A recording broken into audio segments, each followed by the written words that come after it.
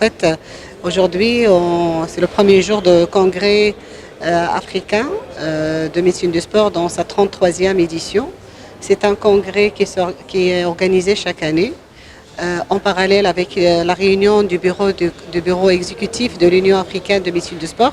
Cette année, on l'organise ici au Maroc pour faire profiter un peu tous les médecins du sport du continent africain francophone. Parce que la majorité du temps, il est organisé en Égypte, il est en langue anglaise.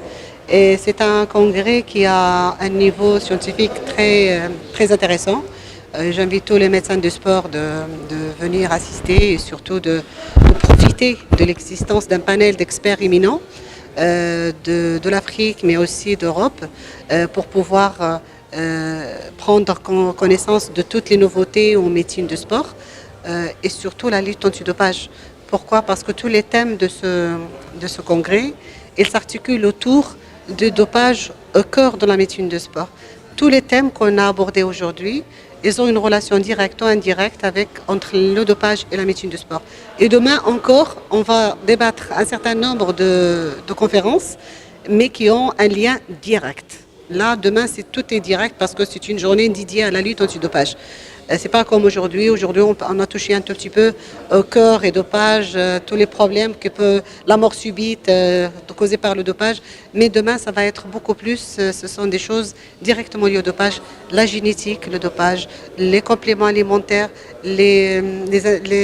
beaucoup plus les analyses, surtout les nouveautés d'analyse sur les cheveux, un certain nombre de thèmes qui sont très intéressants et il faut vraiment prêter attention aux orateurs. On a démarré notre congrès africain, la 3e édition au fait du